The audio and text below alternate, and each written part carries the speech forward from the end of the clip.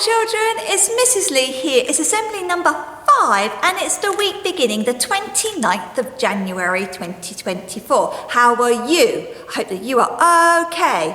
Me? Oh, thank you for asking. I'm okay too. It's a bit cold. I've been outside.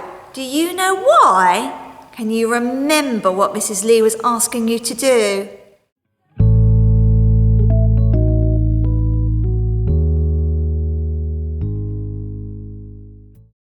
That's right. Mrs. Lee was asking you to go outside and use your good-looking eyes and your good listening ears for the big garden bird watch.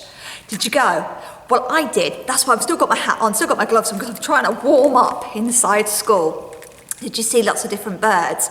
I didn't actually see that many. They didn't want to come out today into my garden. Oh well, I did put out the birdseed though. Maybe they'll come another time. Anyway, I'm going to send all my results off now because I've got the website address. Now, if you need that, ask your grown-ups to go and have a look at the newsletter because that's got all the information in it. Anyway, let's do our routine. Come. What's the time, Mr. Wolf? Well, I can see that the long hand, which is the minute hand, is touching the number 12. And I know that that means, that's right, children, it means o'clock.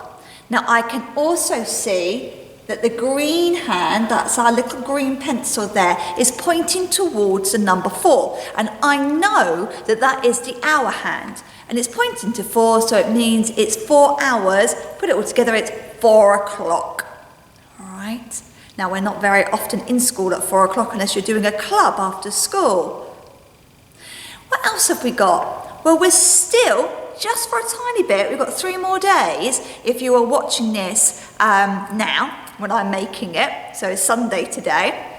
And then we've got Monday, then we've got Tuesday, then we've got Wednesday. And those 3 days are the last 3 days of January. It's been a long month. So Mrs. Turner wants us just to finish off the last 3 days by remembering how to say hello in Lithuanian. Can you remember?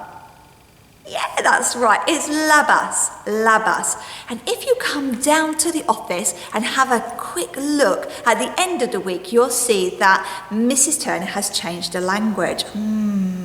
There's 2 people I know that have asked for this language because they hear it and they say it at home. And it's Italian.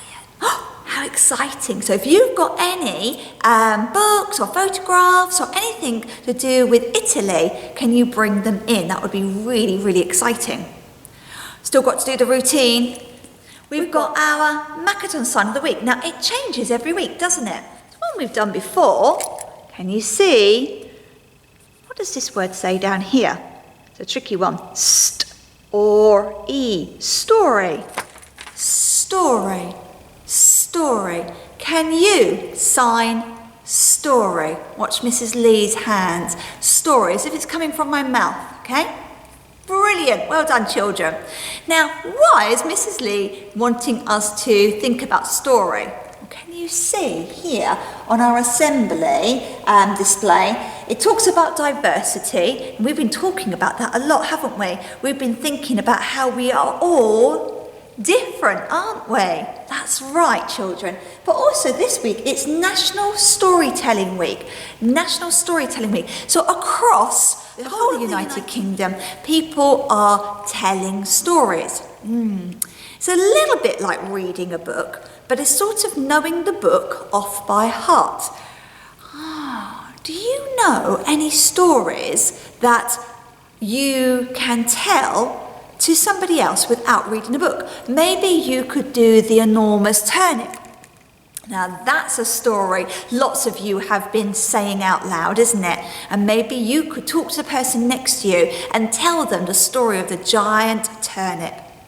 Or maybe it could be a story that your grown-up has told you, like, I know, The 3 Bears. And Goldilocks, yeah, Goldilocks and the 3 Bears. Maybe you know that one off by heart. I don't know. There's so many different stories that we could tell. Now, we've been thinking about diversity. And across the world, there are so many stories that we can tell.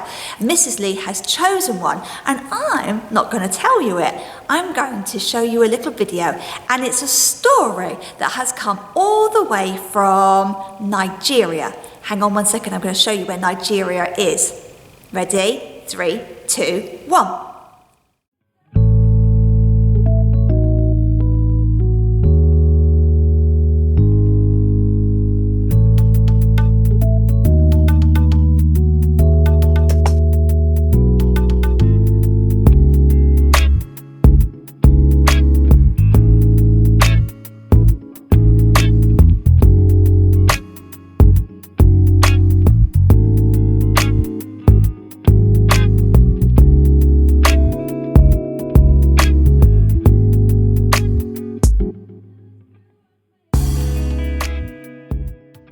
Nigeria is a country that is in the continent of Africa. All right, and some of you may be very, very lucky in your lifetime to go there. Some of you might actually have family from Nigeria that are living in the UK, or maybe you fly out to go and see them and you'd have to go out flying on your aeroplane to get there because it's a long way away. How exciting. And the story that I am going to share with you is a folklore story. So it's a story that has been around for a long time. Maybe hundreds of years, and quite often folklore stories tell you something about how people thought things used to happen. And this one is about something that we've all experienced. Now, it's very cold, as Mrs. Lee said at the moment, so you need to make sure you get your coats on. But also sometimes we have rain, and sometimes at night and during the day we might hear very loud claps in the sky, lots of loud noises. Maybe we see forks of lightning. Yes, thunder, a thunderstorm. And the folklore story that I'm going to share with you now tells you how thunder came about. Now remember, it's a folklore story, so it might not actually be really true, but it's quite interesting to find out these stories. So good listening ears, good looking eyes, and I will see you at the end for a little bit more waffle. Ready? 3, 2, 1.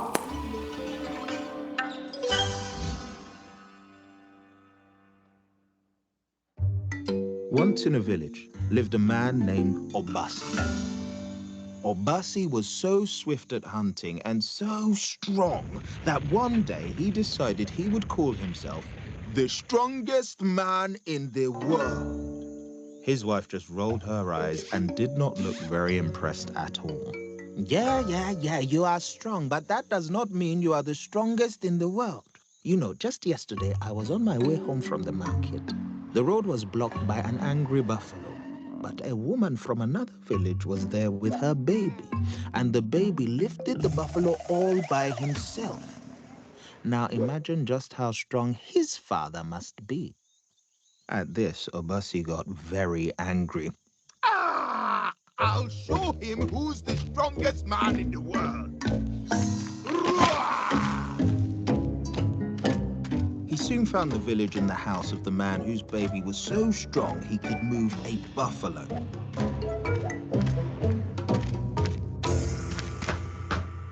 But when the door opened, he did not feel like calling himself the strongest man in the world anymore. In front of him stood the biggest, strongest, and angriest man he had ever seen in his life.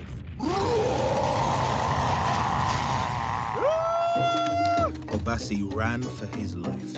He ran through fields, swam through rivers,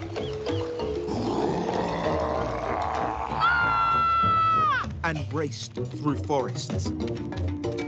Suddenly, he saw a big cave. Perhaps I can hide in that cave, he thought, for Obasi knew he could run no more. Who are you? Said the giant who had just appeared from the cave. My name is Obasi, and I am being chased by the strongest man in the world. What is this madness? I am the strongest man in the world. When the giants caught sight of each other, they forgot all about Obasi. They fell upon one another, snarling, bashing, fighting, and gnashing. They leapt high, high, high into the sky and disappeared into the clouds. Obasi crept out of the forest and slowly walked back to his village. And never again did he dare to call himself the strongest man in the world. And as for the two giants, we can still sometimes hear them battling away in the sky today. And this sound is what we call thunder. There you go. Gosh, he was a bit arrogant, wasn't he? Saying he was the strongest man ever. Oh dear, and those two giants. Silly me, all that fighting. Now, should they have been fighting? No, because at Hertford Infant School we have, that's right, behind Mrs. Lee's shoulder, we have 7 golden rules, and they keep everybody happy and safe. And not one of them says we fight. In fact, they say we are, can you remember? That's right, gentle. And they say we are kind and helpful. Now, when I'm looking round school and I'm seeing people playing superheroes, I start to see people getting a bit rough with each other. And there's a bit of clunking and a bit of thumping and a bit of bumping, and then it gets a little bit fighting, fists come out and kicking comes out. And that needs to, that's right children, it needs to stop. Please stop. No fighting in our school. So if you're thinking of playing superheroes, just remember Mrs. Lee said, no superheroes, because people are getting hurt. And we don't need any more people being like those giants, do we? We don't need you fighting in our school, because it doesn't make us feel very happy. It makes us feel sad. Sometimes it makes us feel angry. It certainly doesn't make us feel safe. So please stop. Thank you. Right then, what else is going on this week? Well, I don't know. Hopefully lots and lots of learning. I'm going to be using my good-looking eyes and my good-listening ears as I walk around the school so I can give people numbers in boxes. I love giving out numbers in boxes. I also love people coming to the Wow Wall. If you haven't been to the Wow Wall yet, maybe show your class teacher some really good work where you've been like our 6 Hertford heroes. Can you remember them? We celebrate them, don't we, in our assemblies. If you are spotted being like one of our Hertford heroes, maybe you can come to the Wow Wall, or maybe you might get a certificate. Who knows? Oh, exciting things. Right, we're going to finish there, children, and we're going to finish with our school prayer. Now, I need you to either close your eyes or keep them open. You can put your hands together or you can fold them. But I want everybody to join in with the words. They're very, very important. Are you ready? Help me to do the things I should, to be to others kind and good, in all my work and all my play, to grow more loving every day. Amen. Right then, children. Right, I've warmed up a little bit. All right, I'm going to go now, and I will see you very soon. Have a lovely week. Bye, children.